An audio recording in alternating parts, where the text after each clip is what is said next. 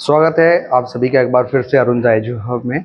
आज हम speaking class के अंतर्गत एक टॉपिक पढ़ेंगे, बिजली मतलब बिजली से संबंधित सेंटेंसेस। ऐसे सेंटेंसेस जिनमें बिजली के आने के बारे में बताया जाएगा या फिर बिजली के जाने के बारे में। कई बार स्थिति ये बन जाती है कि बिजली के आने की अंग्रेजी हमको नहीं पता होती है, या बिजली चलेगी तो फिर उसकी हमको ट्रांसलेशन करनी नहीं आती है।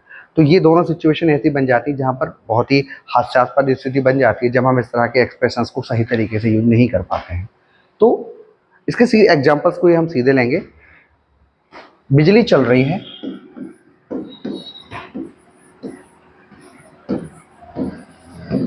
बिजली चल रही है ना।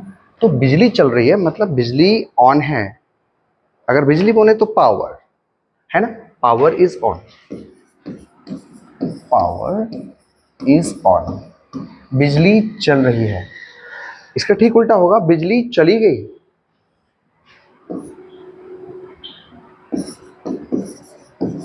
बिजली चली गई, तो उसको ट्रांसलेट करेंगे हम पावर went out, या हम इसको इस तरीके से भी कर सकते हैं, पावर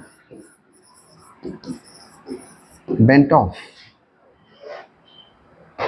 इसी में एक और सेंटेंस है, बिजली कब आएगी।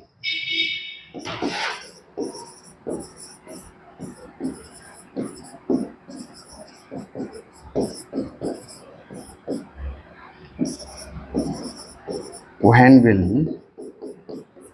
the power be back? When will the power be back?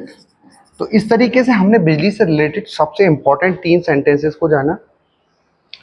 इस तरह के और भी सेंटेंसेस बन सकते हैं आप इनका यूज करेंगे तो, लेकिन सबसे इंपॉर्टेंट ये है कि किसी भी सेंटेंस से संबंधित, उससे संबंधित शब्दकोश का ज्ञान हमारे पास होना, उससे संबंधित प्रॉपर वोकैब हमारे पास में होना, उनसे संबंधित सही शब्दों का चयन करना।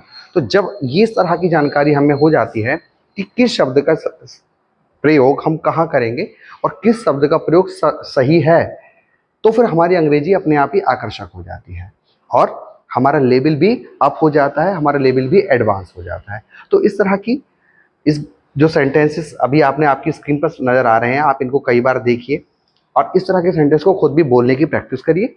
आपकी इंग्लिश खुद ब खुद इम्प्रूव होती चली जाएगी।